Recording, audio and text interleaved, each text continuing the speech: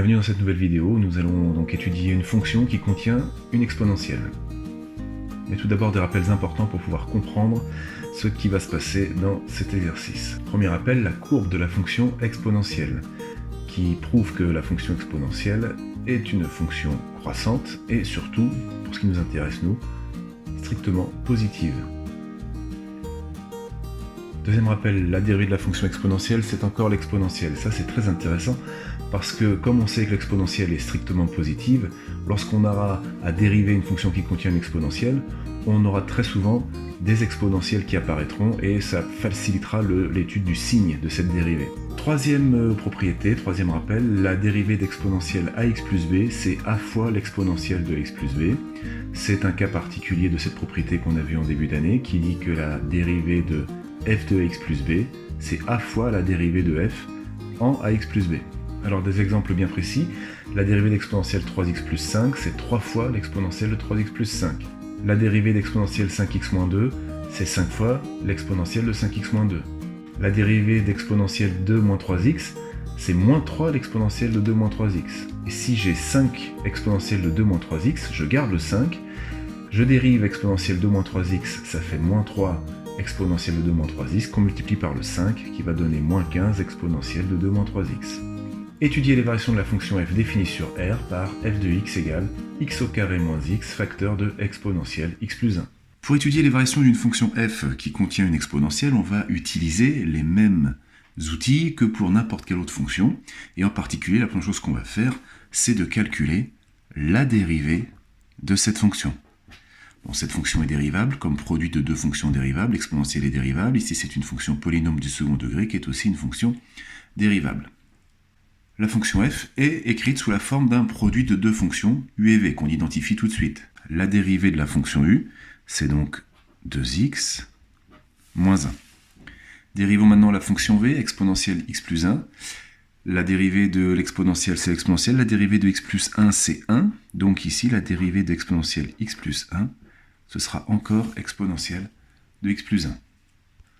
Vous vous souvenez la formule pour dériver un produit. f' de x va donc être de la forme u'v plus uv', ce qui va donner ici u'v.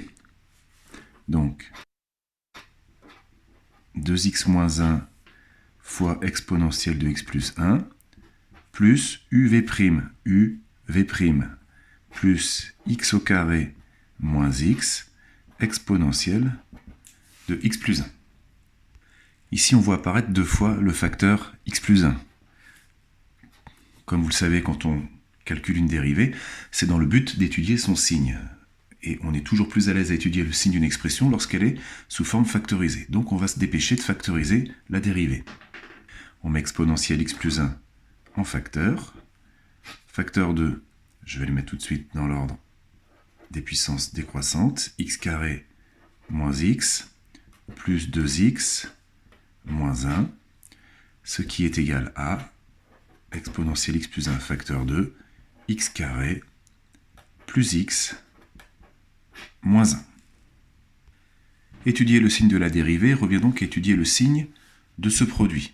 Or, on a déjà une très bonne nouvelle dans ce produit, c'est que l'un des deux facteurs, c'est une exponentielle. Et nous, ce qu'on sait d'après notre cours, c'est qu'une exponentielle, c'est toujours strictement positif, quelles que soient les valeurs de x.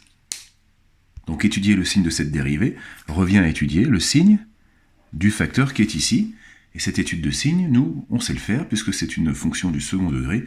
On a tous les outils pour étudier le signe. Pour étudier ce signe, eh bien, vous avez toujours vos outils de début d'année, à savoir calculer le delta de cette expression. b au carré, c'est-à-dire 1 au carré, moins 4ac, c'est-à-dire 4 fois 1 fois moins 1,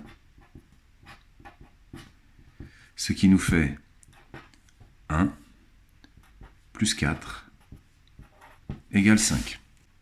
Delta est positif, le trinôme x carré plus x moins 1 admet donc deux racines. Première des deux racines, donc moins b moins racine de delta sur 2a, donc moins b ici c'est-à-dire moins 1, moins racine de delta moins racine de 5 sur 2a sur 2, et la deuxième racine, c'est moins 1 plus racine de 5 sur 2. Propriété importante de début d'année, vous savez que le signe du trinôme, lorsqu'il a deux racines, il est du signe de A, sauf entre les deux racines. Donc ici, on peut conclure que x carré plus x moins 1 est positif, sauf entre les deux racines x1 et x2. Et par conséquent, la dérivée est positive, sauf entre x1 et x2. Ce qui nous amène donc au tableau de variation suivant. On met dans la ligne des x donc les valeurs importantes de notre dérivée, moins l'infini, x1, x2, les deux valeurs qui annulent, et plus l'infini. Donc x1 et x2 sont les deux valeurs qui annulent la dérivée. Je vais compléter ma ligne des signes, c'est positif sauf entre les deux racines. Donc c'est positif sauf entre les deux racines, ou je vais donc avoir un signe contraire. Au niveau des variations, eh bien voilà, dérivée positive, fonction croissante, dérivée négative, fonction décroissante, et dérivée à nouveau positive, fonction à nouveau croissante. On n'a pas à trouver ici nos limites en plus l'infini et moins l'infini, c'est au programme de terminale. Par contre, on va trouver ici les deux valeurs que prend la fonction f en x1 et en x2. Pour ceci, on peut prendre la calculatrice et faire nos petits calculs.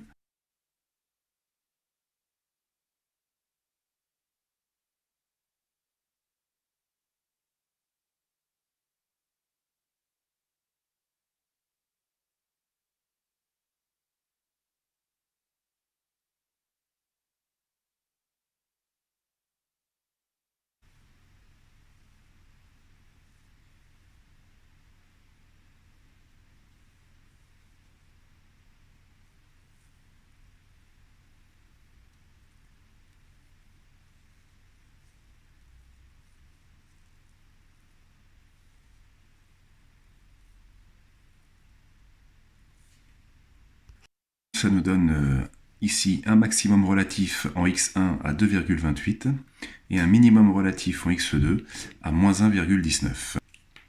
Regardons maintenant sur GeoGebra la courbe qui correspond à la fonction f et vérifions que celle-ci correspond bien à notre tableau de variation.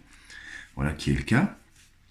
On peut même rajouter ici les limites en moins l'infini qui sont 0 et ici plus l'infini. Savoir calculer ces deux limites n'est pas au programme de première, ce sera au programme de la terminale l'an prochain.